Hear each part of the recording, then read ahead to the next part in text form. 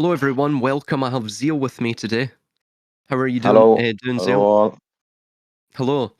So today we're going to be it's going to be like an interview almost format. So I'll be interviewing Zeal on his views regarding the functions of firebrands and even what I'm sort of calling within my notes here the sort of narrative containment zones of these various alternative or alt stream or alt media resistance movements, right? These, I guess you could call it controlled op movements. Um, so to begin, Zeal, you, I think it was last week or this week. You sent me a few videos to look over, and I found them quite interesting. Do you want to speak through Yeah, the videos that you ju- sent? just as a general backdrop before you know, a lot of this line of thinking is based on the premise, the kind of Sun Tzu sort of premise that what you're presented with, sort of in general media and or the inverted commas free kind of truther type media is what I'm trying to say is there's an element of deflection, like an element of what they'll be pushing out in the narrative is deflection. They're trying to deflect away. They're trying to move your attention, offset your attention onto something else, away from what they're actually doing. So any of this type of analysis sort of second guesses any information you're presented with against that backdrop. So if you take it almost as a given that they're going to deflect attention away from what they're actually doing, then it puts you into a kind of a mindset where you can, you're kind of critically analyzing what you're being told, and you're asking the question you ask is not necessarily what am I being told, but you're asking why am I being told this, if you know what I mean. So you kind of have to approach the information with a sort of a critical mindset, like somebody who was studying literature might approach a novel. They're not necessarily sitting down to, if you can imagine a PhD student, I don't know, studying like Joseph Conrad or something, or a novelist. They're not necessarily reading the novel and they're trying to do a study on it, trying to do like a thesis on it. Hmm. They're approaching it from the point of view of narrative, of like tone, of conflict, pace, metaphor. They're coming at it with a whole kind of a skill set to dissect it and see how it works and to see what makes it, why it's a good piece of work, etc. So that's the backdrop of the thinking to what we're kind of talking about. So if you want to bring me back there, Silas, where your question starts again, please. So the first question I have in my notes here is the idea of the function of the firebrand. So, for example, you mentioned Ezra Levant within your Yeah, dialogue with me in the WhatsApp. yeah, And if you look at Ezra Levant's history, as you mentioned, it's with Sun Media. He was a columnist yeah, there. He was a very controversial columnist, so this sort of provided him the backdrop of his credentials yeah, and his bona fides for the later role that he would play, his current role in Rebel News, chairing yeah, that. And again, he's I guess we could say that he's indicative of an establishment agent. yeah, So the question is, if that is so, and I agree that he is actually, but if that is so, if the goal of the regime is total control, in your opinion, what specific function do these loud opposition figures serve? And moreover, are they simply there to monitor the dissidents, or is their purpose to discredit, legitimate concerns by the citizenry, by associating with chaos, sensationalism, hysterical protestation? Um, or is yeah. it, of course, to steer the narrative as well? What's your opinions upon that? Well, just not to give a glib answer, but yes, you've answered the question. Essentially, to steer the narrative. So, someone like Levant and Co. You know, th- th- if you can predict a reaction, see, most of the stuff is based on behavior. It's B.F. Skinner and behavior, and there's probably an algorithm in there, and an element of prediction, an element of intelligence coming from the intelligence community, etc., and our propaganda and the narrative spinners. So, like in any given situation, they will anticipate a reaction, which is behavior from, say, the general public, the masses. So,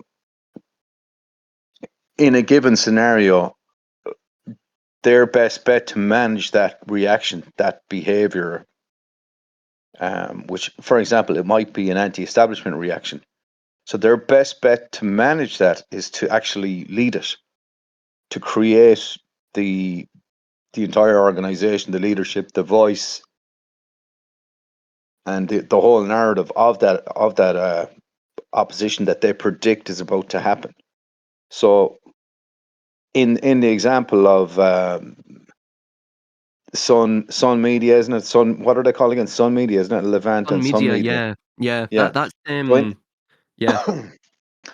yeah, no. So in that example, like Mr. Levant, kind of his mindset would be kind of loosely sort of termed far right in certain scenarios. Now, Mr. Levant is a gentleman of Ashkenazi background. He's a media guy. He's a newspaper guy. So he's, when you deconstruct this far right, you see this sort of a kind of a conflict, and it doesn't necessarily add up. He's from a well-to-do, formerly Russian.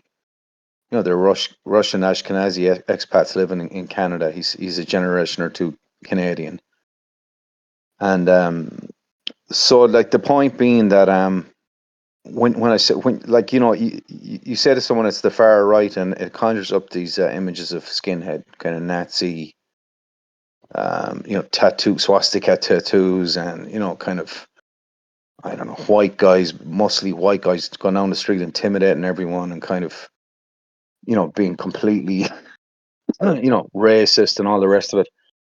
So, but this guy doesn't fit any of that. He doesn't fit any of that. Yet he is ostensibly the far right. So, or from a far right kind of position, and potentially his publications, his media, his journalists are also sort of occupying that space. But so to answer your original question, yes, they lead, they anticipate the behavioral reaction, which is dissent, and then they sort of lead it. They create the movement around it, or they create the voice of the movement. So by doing that, you sort of you astroturf the movement. So you give the appearance that there's this reaction is happening, and what that does, it's a safety valve. So if you feel enraged about something, any given subject, let's, for argument's sake, say it's Mhm. that there shouldn't be football on a Sunday, and we, for some reason, we feel enraged about this. Maybe it's on a religious basis or something. And next thing we see in our local town or village, there's a huge gathering, protest and banging drums and flags about, a crowd of people that are against football on a Sunday. So now when we look out our front door, we go, oh, right, somebody else feels the same way. And next thing we look at that protest and we start to, perhaps feel a little bit demotivated because perhaps the people in the protests are not exactly kind of aligning with what we felt. And then we kind of also start to feel that, well, they're making some noise about it, so I don't necessarily have to. And, meanwhile, a few things happen and you sort of, in real life, and you perhaps begin to forget about the whole thing, or so you've got this kind of release mechanism that kind of oddly, it puts you in a back seat with a view to your will, because there's someone else managing the whole thing. But anyway, so I hope that answers some bit of your question.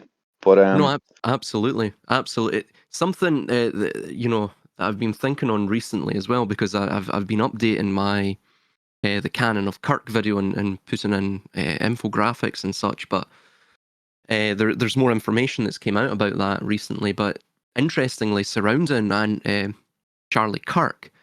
Charlie mm, Kirk, of course, was not Jewish, though he weirdly, ironically, I guess, depending on your view of the situation, he thought of himself as as I guess a Jew in some sense, a Judeo-Christian, but surrounding him was an individual called Andrew Colvett.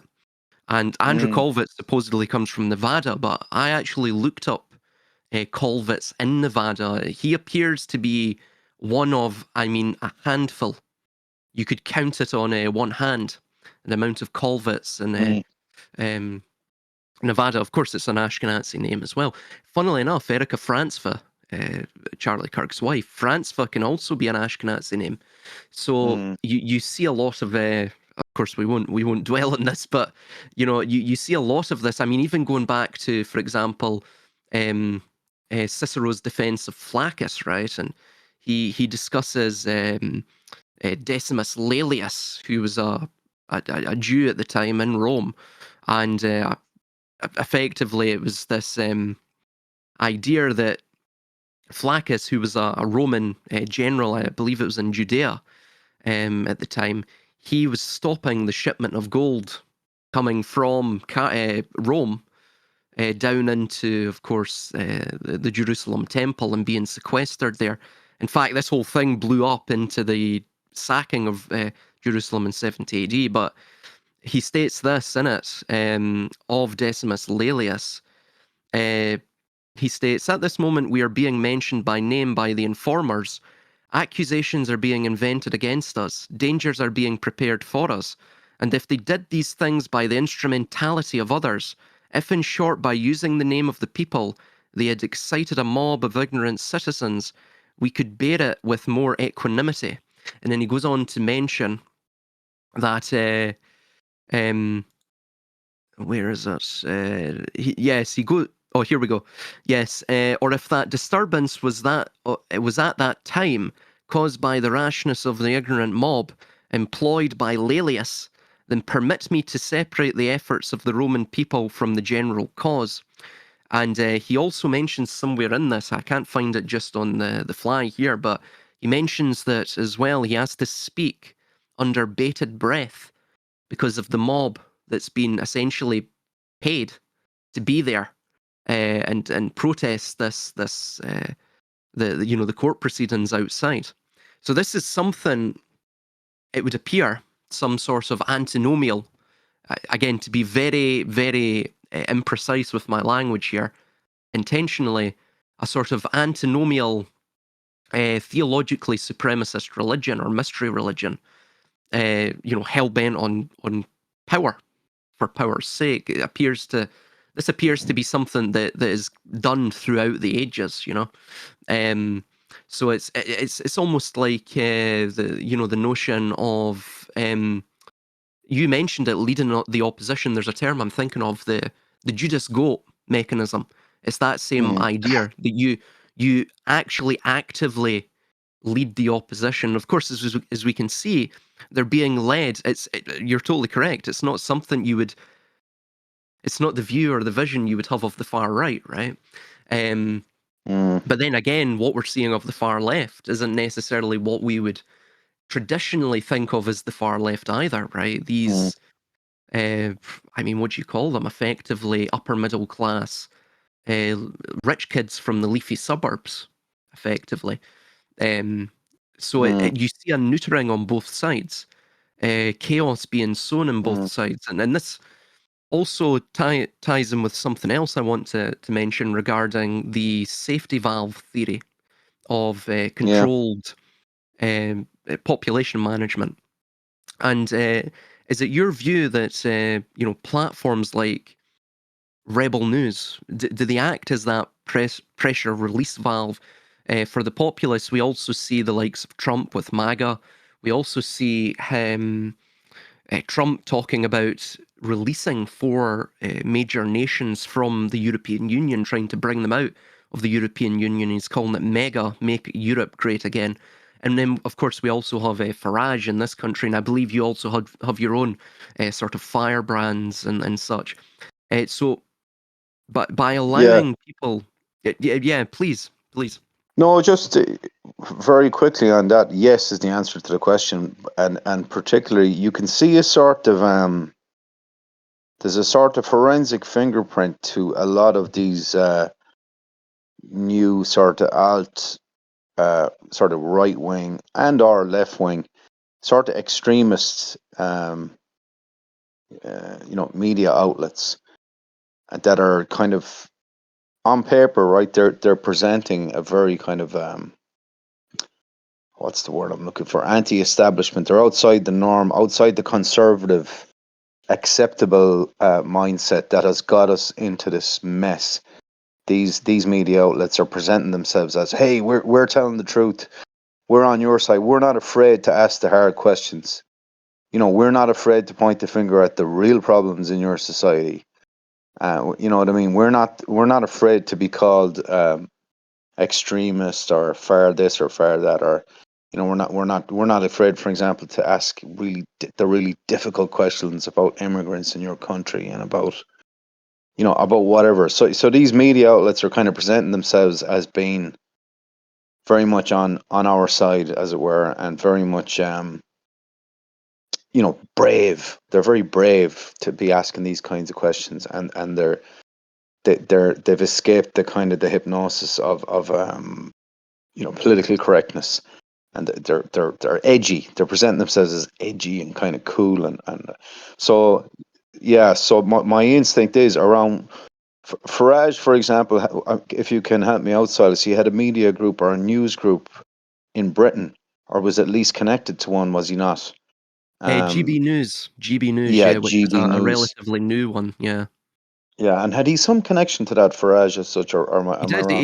He had a well. He was on was it called LBC, which is I mean that is quite an establishment. It it portrays itself as alternative, but it is very establishment. But when Yeah, Farage was on it, of course, it was a bit more both of the left and the right. It was slightly more impartial. But I mean, yeah. can you be impartial by having this sort of these firebrands on it? But I mean, they were given airtime to both sides. But Mm. yeah, he was part of that. He was also part of GB News. Yeah, And another one of them, which we spoke about in the recent days, is Rebel News, which is under Mr. Levant's yeah. Sun News Group. And Rebel News actually, as we were talking in recent days, sort of came. It just came on the horizon because I've been looking into this. How do I say it? These new happenings in technology, which seem to be all around us and on our doorstep, as it were, and perhaps, if you pardon the expression, under our skin. What I'm talking about is nanotechnology. I'm talking Hmm. about you know, Internet of bio nano things. I'm talking about biodigital convergence. I'm talking about using light and sound to effectively the electromagnetic spectrum to manipulate metamaterials and potentially the human body and our you know sky's the limit sort of thing. You can go into the twilight zone on, but like potentially the brain, the body, and human sort of anatomical, you know, whatever's going on in your body essentially that can be manipulated. So there's a whole new there's a whole new kind of technological spectre in the room that's a bit opaque at the moment. But for those who seem to be in the know, there's people out there who seem to have a grasp of this area of what's coming down the line. And some of those that we've spoke about, there's a particular sort of a community, if you will, that's presented online, and there seem to be the same names coming up again and again. And again, you have to take a step back and ask yourself, as I said at the start of the discussion, not what am I being told, but why am I being told this? So I found, for example, that the algorithm or the search engine or whatever seems to have presented these individuals to me and to others. So their names, for example, are known to you and they're known to other people in America and people we speak to online seem to, even though these people are like us, as we're speaking here tonight, we're kind of disparate, disconnected from organizations as such were ordinary individuals who were speaking, and these people present themselves as well as such. But the similarities between us sort of end there because, and the names I'm talking about, for example, are the Synergy channel, and I'm talking about Non-Vaxxer 420's channel. I probably talking about another guy called Juxtaposition, and so if we take those three as an example of what seems to be a presented community to us, and the reason I'm kind of casting a sort of a cloud of suspicion around their legitimacy is that it's not that I would have anything personal against these people, but from the point of view of where we're at in terms of propaganda, the management of information, the management of perception, the management of our societies, the reshaping of the sort of socio-political, cultural landscape around us at an exponential and heretofore unexperienced rate. We retain the right to, to determine friend from foe because we don't actually know who we're talking about. So to come back to the point, these persons have spoken at length about biodigital conversions, that is to hook the biological human body up to the digital world, essentially. And they've spoken at length about it. Now, the lady on the Synergy channel and Non-Vaxxer 420 are two who particularly present themselves as sort of extremely concerned about this forthcoming technology, right? They're very much on our side. They're very much trying to reveal what is about to happen. They're very much about going into the white papers, the videos, they do a critique, kind of an insightful analysis and understanding about its application, military application, how it's developed, it's the potential consequences of it. So they present themselves as advocates, sort of social advocates slash activists, kind of with like a political kind of almost, we've got to stop this. We're all together kind of thing. Go ahead. May I say as well, the way I've heard, I don't know about juxtaposition or non-vaxxer 420, but Mm, this would be a slight critique of Sabrina Wallace. The way that she portrays this information, it does feel as though it is sensationalized, right? That's perhaps just yeah. her personality, which is completely fine, but it's almost they have this herald of doom type persona. It's like a doom trap, Yeah. and thus it's this technology is almost like it's already omnipotent and inescapable. Do you feel like they're there to spread a sense Yeah. of hopelessness? Well, I'd present the point as a possible scenario that they are indeed, agents to sort of offset and or lead and control the forthcoming reaction to this type of technology from the truth community. Not that I believe that I'm part of such a community, but the one that has been constructed, um, seemingly for lots of people who want to answer questions that they find themselves, they're happy to align themselves with what's been called the truth community. But anyway, the point being that I think it's quite possible that the individuals I'm speaking about are essentially, whether they themselves may or may not realize it, but are controlled assets and are actually intelligence agents who are knowingly presenting this information and are acting as a sort of independent advocate type folks who are, anxiously trying to wake us up and are helping to share the information and draw, but like one point, for example, non-vaxxer 420 was, I saw the other day, was interviewed by another sort of independent channel. I think it was on Odyssey or one of them. I'll make a point on Odyssey and Rumble in a second, but non-vaxxer was interviewed by, I think the guy's name was Truth Only Media or something like that, Truth Media.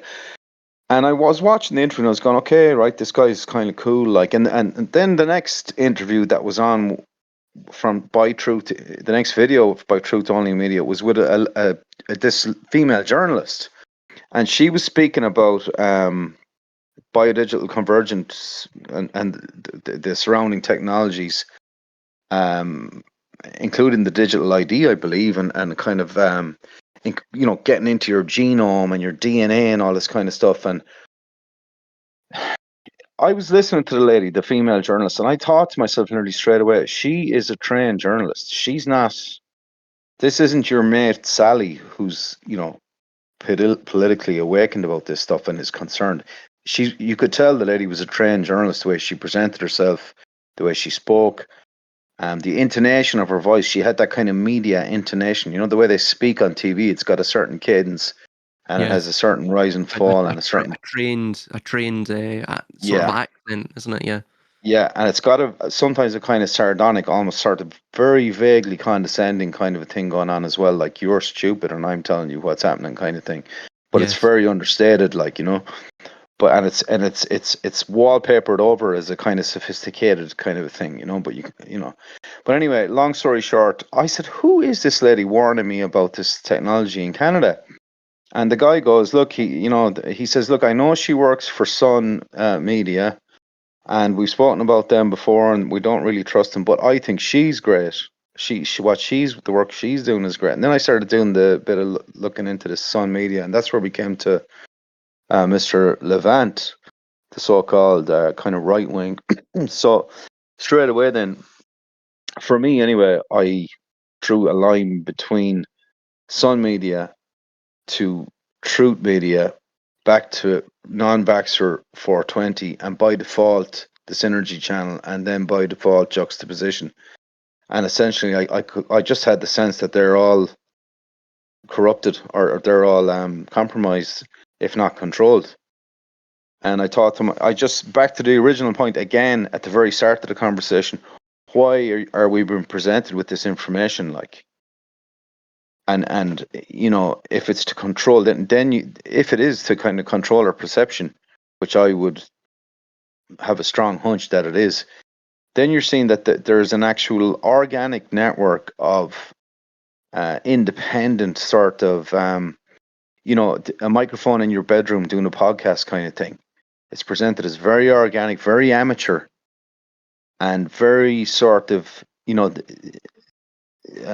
you've got personalities in there. These, like, the lady in the Synergy channel is a very sort of um, I would say eccentric type personality. She Yeah. has completely free reign. Like, she sings. She might have smoke a cigarette. She kind of goofs around. She makes a lot of jokes. And she doesn't present herself as like, she's not like a trained journalist, that particular lady, but yet she's got all the info and the data. And when you analyze it, like, she claims, for example, that she's disabled. She suffers from a disability because she was subjected to some sort of neuro tomfoolery by the intelligence community when she was young, and they messed around with her, and they effectively damaged her.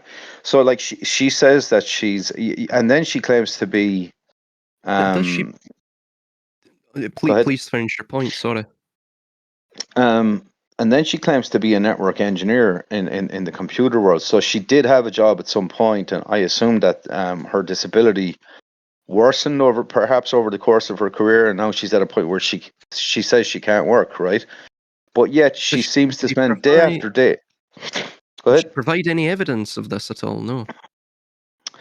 I don't think so, to be honest. I mean, I haven't Right. seen any.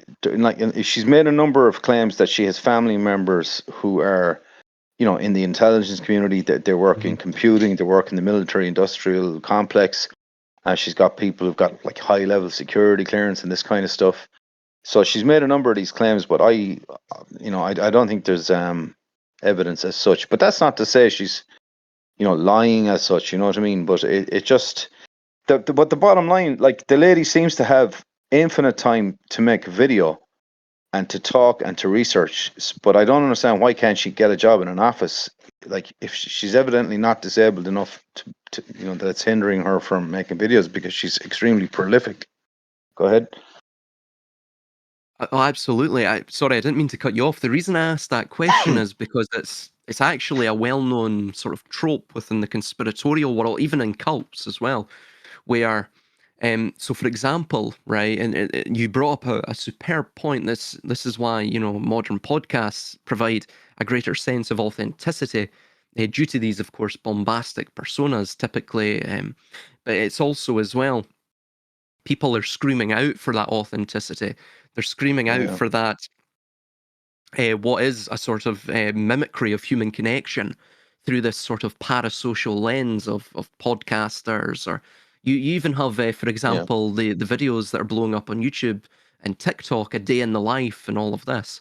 mm, So this is why alternative internet-based media is defeating traditional legacy media. But one of the primary tropes within the conspiratorial world and such, in terms of how you build a following, is that you will provide them a sensationalized claim, and you will provide that sensationalized claim with no evidence whatsoever.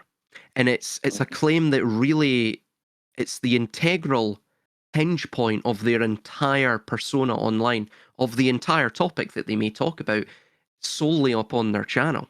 So effectively, once you get your audience, it's a sort of litmus test, right? A filter. Once you filter the audience through this, you know, this non-evidenced claim. That's, I mean, it's a pretty sensationalized claim, isn't it? It's quite far out there. It's far fetched. Thus, you would need some form of evidence to back it up.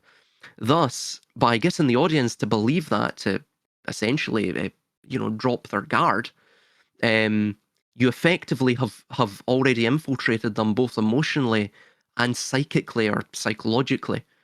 So they're already primed to believe the incredible. And whatever you may tell them, even if it's a complete and utter hocus pocus of lies, you know they're at that threshold of either lessened willpower or just complete biological laziness, or psychological laziness, rather. So it's the reason I mention that, because it is actually a trope within the conspiracy world. Another trope as well is the you know, the whole Alex Jones or David Icke thing, which is oh, what do they say? They say they usually, it's different phrasing, but it usually goes along the lines of, you know, don't believe me, do your own research. You know, mm, it's that most people will not do their own research. To critically think is metabolically expensive, you know, so most people mm. will just take their word for it. They take that as a sign of, oh well, you know, they're asking me to do my due diligence, so that means they must be telling me the truth, you know. Um Well, if yeah. like just as a quick note there, there's another one of those media outlets in Ireland that we spoke about in the past in a past conversation, and we actually got a hit from them. I remember they posted a comment up on a video that we posted. Do you remember them? They I were an do actually, Irish. yeah. I can't remember the company's name, but I do remember them, yeah. It'll come to me now, and we had Jesus, it'll come to me in a second. We had fairly good information that they were connected back into Declan Ganley, who's an Irish businessman who's Yes. in turn connected to a crowd called Libertas, and eventually they were connected up to Karl Rove, who was a war criminal involved in the Gulf War, and other well-known sort of globalist nefarious characters. Peter Thiel, I believe, Yeah, I and do recall that, yeah. Yeah. yeah, but this particular Irish media agency, they'll come to me now in a second, but they were very much on our side against all the immigration thing, and kind of, against the corrupt guards and all the sort of pro kind of um, cliches. They were they Yeah. were they were repeating them ad nauseum. Oh yeah. um, yeah, I cannot think of the name of that crowd now. But that's interesting Gript, as well. gript. I beg your pardon. Gri Gript. Gript. yeah, script, that's it, yeah. Gript media. Gript media. So yeah, you've got a lot of mirrors in front of you, like a lot. You've got a lot of it comes back to, like, there was another point we made during the week about, for example, the vaccine narrative around the deaths, the excess deaths. like potentially the excess death narrative is a displacement effort to move away from, biodigital convergence, anything you could focus attention away from what was actually the main kind of direction things were moving in. So they created sort of a fake hysteric or a hysteria around something that wasn't relevant in the real world. You know what I mean? So Hmm. that the public would pour resources, sort of emotional and kind of political, sort of socio-political life force into. Hey, they're trying to kill us with this vaccine, which is not necessarily true.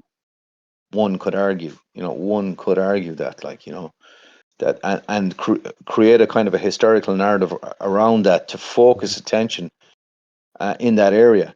So so then that begs the questions. Well, if that was fake, then what were they actually doing? Because you're inferring they were moving your attention away from something else. Well, Yeah. potentially what they were moving your attention away from was the fact that they were sort of terraforming your body, or they were trying to do some other type of test. Uh, calibrating a kind of some sort of an algorithmic Mm. mass data harvest scenario or something like that. And they were saying, hey, they knew there was going to be a reaction, an anti-reaction. And they said, well, why not let us lead the the reaction, and let us point the direction, point the herd in this direction. We'll say, Mhm. hey, you're trying to kill us with this thing. This thing is a kill shot. There's going to be mass casualties. You're trying to, kill off the human race, etc. And it kind of worked. That's why I'm also suspicious of people like Mr. Sheridan. You know, he was very much a proponent to that kind of The that needlecraft line of thinking. Yeah, transubstantiation. Yeah. even though, like, I put my hand up. I have watched all of this content myself, of the creators that I'm now sort of casting a Oh cloud well, of yeah. suspicion on. I watch all of this content as well. Of course, I remain skeptical of all of them. Yeah. Well, And this is I the irony, yeah, Silas, of the thing. Like, the super irony of it all is you're going into the propaganda to try and find out what's going on. exactly. Yeah, yeah, That's your, in an ironic twist. Like, your last hope of actual information is you go into those leading the charge and try and pick out the nuggets from the rotten apples and say, look, that's, to try and see and where they're going with this stuff. Because as mhm, you know, like, part of the gig is to mix in the kernels of truth with the bad information. So you don't just constantly lie. You've got to weave in sort of kernels of truth to keep it all sort of legitimate, exactly. Yeah. As well, I mean, the only terrible thing about it is if you let yourself get caught up in the currents of it. If you simply Mhm. observe the currents, you can see the trajectory of the meanderings of the river and where that those meanderings are directed to. So you don't necessarily fixate upon the current, but you have that vantage point of you just know the general linear trajectory beyond those meanderings. um, I think we'll go on. I want to go on to this wide body area network. Those Yeah. ideas and some of that. But just to finish this off, this set of questions, and I've on I guess you would call it the narrative containment and this notion of the Trojan horse within the alternative media sphere. It's two questions. We've sort of already mentioned it, but I just want to hear your direct opinion upon it. So I've wrote here as a question. So by allowing people to watch a video and feel angry, you see this on social media as well, the sort of digital drip feed of neurochemical triggers, does it paradoxically render them passive, preventing them from taking real world action because they feel they've done their part by clicking like? So that's sort of what you would call moral licensing or slacktivism. So is that one of the Mm. reasons for it? And secondly, beyond the likes of Levant Even Avi Yemeni is another one that comes to mind, and there's a couple of other, even Tommy Robinson as well, right? Yeah, These absolutely. people are all controlled, Yeah, steering the right wing towards a sort of pro-Israel stance, for yeah. example. What are the telltale signs of counterintelligence or COINTELPRO in our spaces, right? In these spaces online, and uh, the Well, topics that, it's an yeah, excellent jump in, question. yeah, Just, and it's not an easy question to answer. But right off the bat, one of the telltale things is the proclivity. How hard is this getting promoted? You know, how much promotion? How visible is it? How platformed is it? You know, how big is it? How is this presented? So if you see, would say, a given piece of information or a given movement or even a given individual, as I said, there's two questions. It's not what are you being told, it's why are you being told it. So you got to take a step back from that information for a second before you even think about what the person is talking about, and you have to take a step back from that person and or that movement. And in this scenario, which is effectively, it's kind of like thinking about things in a warfare scenario, you know, where you're literally in a sort of a combat situation, a kind of a propaganda combat situation, a war zone, that all information is potentially, you're what the military call in a zero trust scenario. So you must approach the information really from a zero trust perspective. And one of the things for me anyway, and I say this with a caveat, one of the things for me is how much promotion is behind this, say, person. How big are they? How well known are they?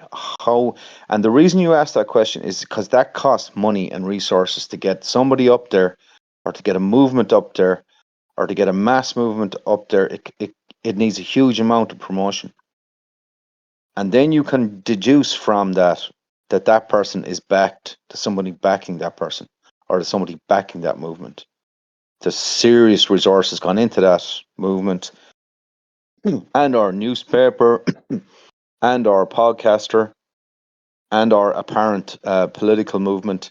And like you mentioned, Robinson, with the pro-Israel thing, the other side of the dialectical on that, for example, we've seen a huge amount of it here in Ireland, was this supposed sudden grassroots sort of pro-Palestinian, anti-Israel movement. And you know, and you saw it yourself actually, Silas, when you were here. These marches, we had them in every kind of town and village in Ireland, and there was this kind of shadowy, suspicious, kind of lefty. Well, I won't say suspicious; that's unfair. But they were kind of a left-wing grouping of, I'd say, you know, there was Sinn Féin people in there, kind of left-wing, kind of feminist people in there, and all of a sudden they'd yeah, taken it upon themselves to be all about the Palestinian cause. And the reason I mention it is because I think they were promoted to do so. They had potentially There was potentially individuals in that movement who were coming at it from an altruistic, dare I say, Christian perspective, but I think they were useful idiots for a wider movement, which I think is a kind of a complex to try and understand it. But like effectively, you're into this Orwellian thing where there are no more wars really, so you have to present a war to keep the sort of tension in the group. So, for example, yeah, Ukraine and Palestine were those two wars. And you know, Jesus, I mentioned it to you a couple of weeks ago. Like, it shocked me for a country, like, if you actually think about it, in the earlier part of the 20th century, the West, Europe, turned its back on what happened in Russia with the rise of communism and the murders of 100 million Russian citizens, literally 100 million. no, yeah, And the yeah. West's, Britain, France, Germany, and et al. Turned their backs on that murder, that mass murder. Well, they Scroll funded them forward. in Yeah. some sense as Yes, well, didn't they? absolutely. Absolutely. Yes, absolutely. You fast forward then, you know, toward the end of that century, and all of a sudden we have a regional conflict which is mysteriously manifested out of the former Russian broken territories. One must assume, the likes of Ukraine probably was using defunct or old antiquated Soviet armor and aircraft and missile systems, and and all of a sudden it decided to stand up for itself against the Great Bear, and this narrative just appeared out of nowhere, and then we got this guy, this soap opera character Zelensky, who's presented in the middle of this narrative, and he's sort of in kind of in the kind of fatigues that he wears. He's not a suit wearer and all this kind of bizarre narrative. He's got this thing going on with the American president, the 47 president, Mr. Trump, and you've got this whole bizarre. Anyway, to bring it up to the point I'm trying to make is, in the last couple of weeks, he walked into the house, the Oireachtas in Ireland, which is the Irish government, into the Dáil, and he got a standing ovation from every elected Irish official. Stood up and gave him a stand, started clapping for him. Some of these people do not know. I'd say they'd struggle to find Russia on a map, let alone Ukraine, or have any kind. They're people who have never had any interest in regional Russian politics ever. So they've evidently been told en masse and have accepted en masse without, this is the way now. This is the guy you got to support. We're all in this together, and I just thought it was frightening, frankly, Oh, we're being because told to prepare for war here. So yeah, yeah, it's insane. and just to sort of, I don't want to go off on a meander too much, but like recently we've been told we're going to spend a couple of billion euros on weapons, to upgrading weapon systems. So I assume that means now we're going to be sending lads and ladies into NATO. You'll be, feeding Irish soldiers into future NATO conflicts. But but the thing that got lost actually on the television with Zelensky walking in to the Dáil, and all these TDs, Choctaw Dáilies, as they call them in Ireland, they elected political representatives, was that Ireland in its constitution was an independent country, always has been an independent country, and has all through World War II, for example, has said, look, we're an independent country because we're not strong enough to we have no military capacity as such. We're like, I don't know, we're probably like the greater Glasgow area, in terms of Yeah, population. It's like a small country, largely rural country outside very of the. small navy as well, if I recall Yeah, correctly. it's just a couple of ships there to manage maybe fishing infractions on the fishing Yeah, territory. That's realistic. Maybe catch an odd smuggler or whatever. It's But anyway, the point being that in one fell swoop, the entirety of the edifice of national, uh, how do you say it, neutrality was yeah, destroyed yeah. on the 6 o'clock news in front of my parents' generation and my generation. And they just all nodded and went, okay, here we go. We're doing this now. All right. That's the same And, in Sweden as well. They it's only have shocking. 25,000 active personnel. It's probably on par with the Irish, maybe just slightly more. And they were always neutral all the way throughout. I mean, I believe they were even neutral in World War II. I don't quite recall now, but um, it's like we were saying, all of that just goes out the window. Um, Finland is the hilarious one for me because they will, if a war with Russia kicks off, and if it goes how I imagine they want the ruling class want it to go, Finland will be absolutely trampled. It's not Mm. even a question. Um, there's other there's even Sweden as well. I mean, how do you there? Some of the terrain there is quite.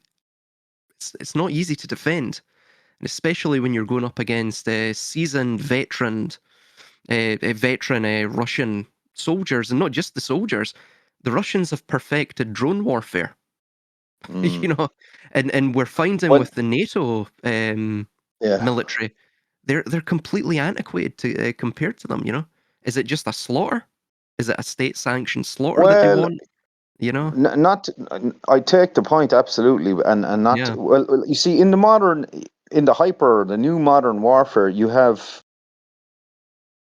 you've got to sort of reassess it because it's a completely different animal to what we would have seen in mechanized warfare of the 1940s. Now you're talking about the tech, as you mentioned, drones. You've got these metamaterials. Potentially now they're talking about the capacity to manipulate light using sort of lenses that are printed into wafer thin uh, silicon, effectively onto silicon. And what happens is you have this substance, metamaterial, where it's dynamic. So you've got kind of microstructures etched into this kind of wafer silicon, as I understand it, silicon kind of sheet.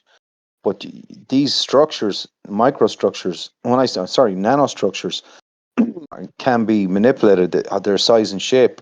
So they're dynamic. You can actually change it. And what this means is that when the light, you can literally manipulate the light, the frequency or the electromagnetic frequency of light, and you can cause it to sort of bend around objects and stuff like this. So now you're literally into the realm of Invisibility. being able to kind of Yeah. literally, yeah, literally. Stealth suits, yeah. Yeah, And it's but anyway, I wanted to just make a footnote of the points. Some of the stuff I've read about World War II is that above all people, the Finnish soldiers and the people in Finland are an incredibly tough breed of oh, people. absolutely, yeah. And the I don't deny Russians that. met many, many casualties up there, Yeah. with fellas like, I think one of actually, just not to go off on one, but one of it was the sniper with the most kills in White World Death. War II was from Yeah. Finland. Yeah. I Sumo, think I said Sumo. 500, well, it was White Death he was called. Yeah, White Called Death, White yeah. Death. That was the Winter War. I mean, yeah, But no, no, anyway, absolutely, yeah. not to get too sidelined, but I think this is, you know, like if you have this tension now essentially in Europe, it's a kind of a manufactured tension, and potentially, Yeah. like, you've got instability and you've got fear and you've got this Ukraine Russian front kicking off, and then you've got this kind of Israel thing kicking off in the Middle East. And now you've got, lately we've got more turmoil in Venezuela, where the Americans are apparently, we're being told, have taken over oil tankers from this narco president down there, who is also, these narco people down in Venezuela are also essentially CIA. If you follow Yeah. the food chain up far enough, you'll find out they're all CIA controlled. There's nothing happening in the world of drugs that's not, under the feet of the CIA and or potentially KGB. The Russian, they're colleagues in Russian intelligence, and I say that, colleagues in Russian intelligence, or And whatever Israeli they're called these intelligence as days. well. Yeah, so they're all colleagues of each other because, like, Absolutely. essentially, that's what you're dealing with. So, like, yeah, perception management a go go. You know. I also want to ask you as well that this was probably the final question on this. Mm, But in terms of the telltale signs for counterintelligence, a counterintelligence presence within these conspiratorial or alternative spaces, whatever term we want to use. We see, for example, with the whole, I don't know if you've been keeping up with the whole Candace Owens thing. mm, And this is going on a bit of a tangent, but it does tie in with this, and I just want your quick opinion on this. We see, for example, Nick Fuentes, who has been very vocally anti-Israel mm, and anti-Zionist, up to the point Charlie Kirk, of course, was, you know, sort of written out of the script, if you will, right? However, he is not. He's been very vocal, along with several other alternative or far right or nationalist media pundits, in coming out and going against Candace Owens. And believe you me, I'm not saying she's not mm, controlled, but they're going against Candace Owens' idea that Charlie Kirk, of course, was being dumped by his Jewish donors and it was Israel that killed him and all of this. So the idea is another potential telltale sign is that the topics they refuse to touch, or the Mm. solutions they perhaps fail to offer, are those other telltale signs as well. Well, one angle I think, and that is, it's a good one point I'd make on that, right, is that, so the first telltale I would say, as we said earlier on, was look for promotion. Is there money behind them to get their message in front of your nose? Do you, is there a lot of money behind them somewhere? Even if they're presenting a sort of independent, so an independent podcaster, to get 15 million views on YouTube, for example, needs a certain amount of. They need to either be very, very lucky or very well promoted, right? Now, to get to your question right now, what I would suggest, as well as the promotion thing, look for what I call angularity, or extreme ends of the dialectical narrative. So what I'm trying to say is, if you're presented with someone who's either very black or very white, or very down at scale 0 or scale 10, between on the number front, or look for extreme sort of territorial viewpoints on one or on either end of the scales. And the reason is, Yeah, you'll never see sort of moderate, um number one, moderate, and number two, objective, that they're outside looking at. You rarely, or if ever, see that kind of voice, because they don't work on the dialectical. That which is moderate, you will not see that much of. That which is able to look at things objectively, like from a helicopter viewpoint, from outside, and analyze, you will never see that. You will always be presented with characters, viewpoints, news agencies, and narratives that are of an extreme. And it actually doesn't really matter. This is one of the things, to bear in mind, that whether it's far left or far right, whether it's liberal or right wing nationalist or whatever, it doesn't matter which side, because they'll control both, but they'll present both and own both, but they'll never necessarily present moderate uh, viewpoints, and critically, they will very rarely present subjective viewpoints that take on the whole and view the whole in a kind of divorced, rational, and kind of sober, calm distance, from a distance, yeah, taken into the whole thing. You'll never hear that person. Where's that person? They're nowhere to be seen.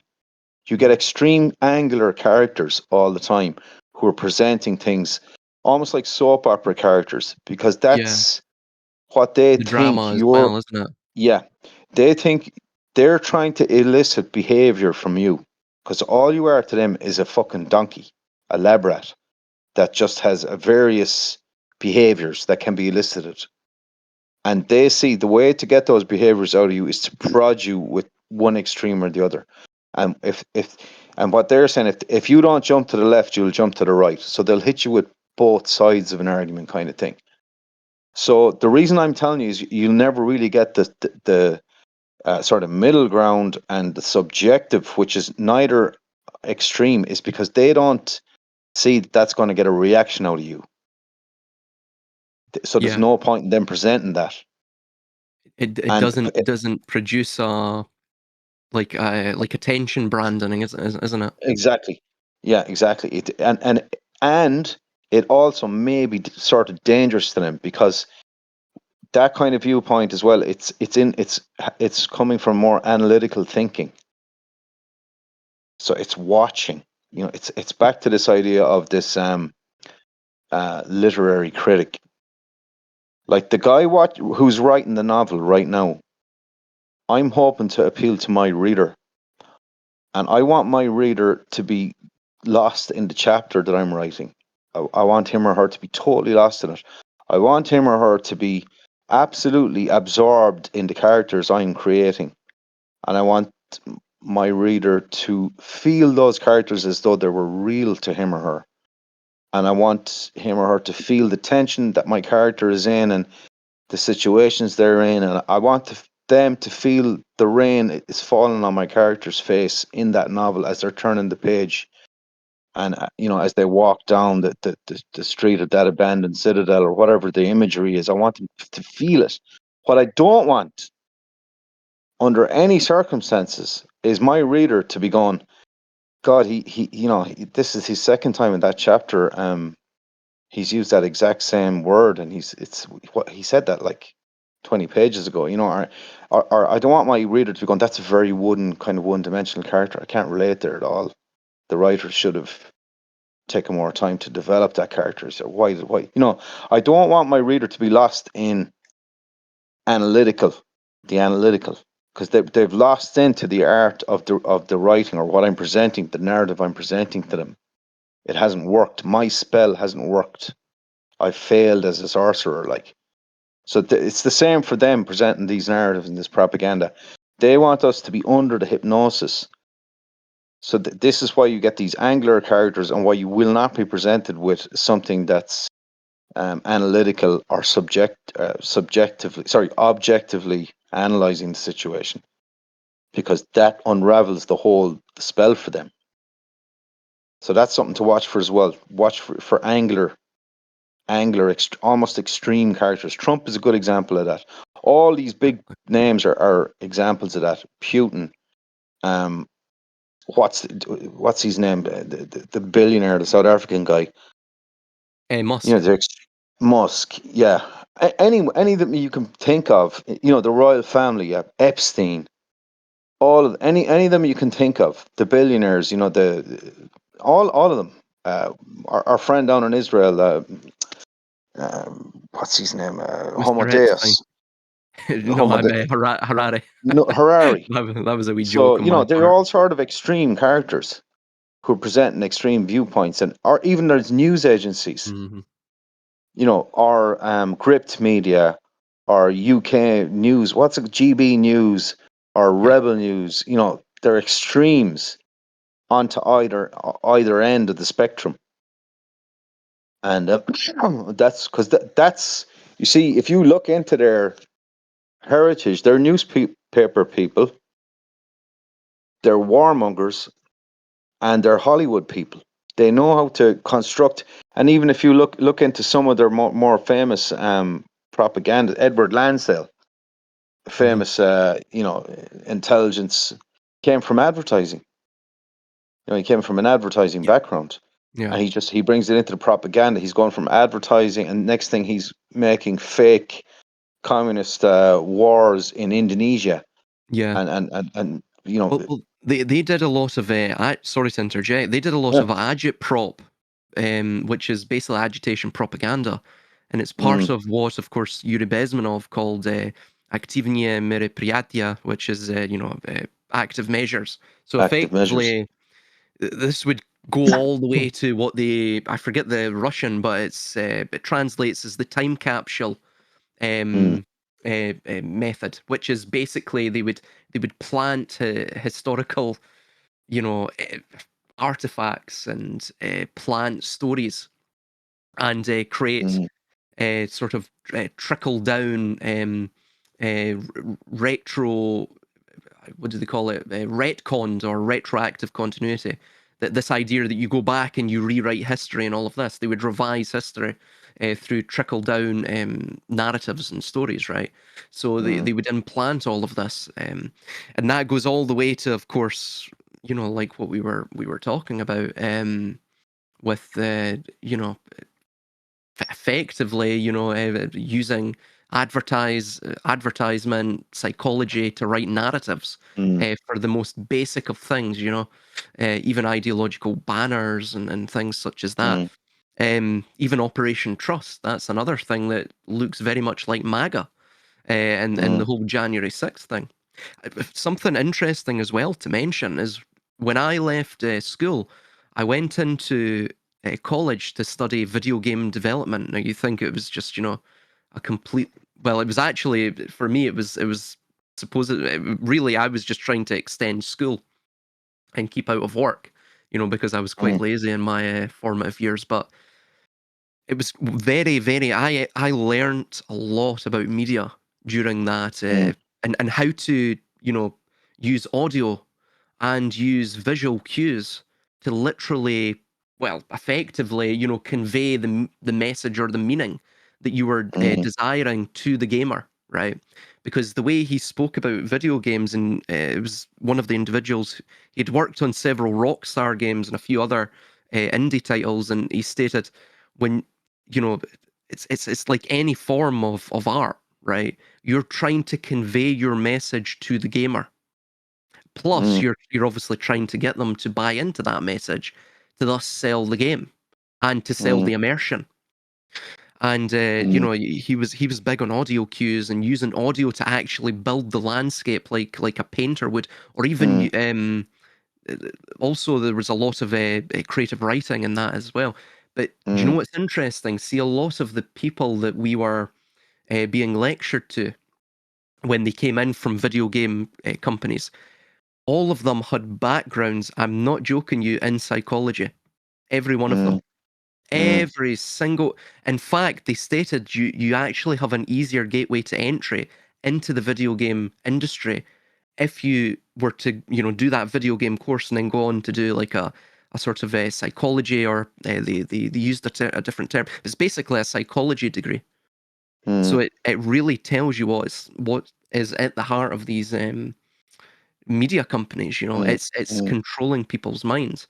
And this mm, goes on to something else I was wanting to ask you, in terms of and we'll use the term needlecraft, just because it'll skirt around the whole mm, YouTube's censorship. But mm, on the needlecraft as a diversion hypothesis, right?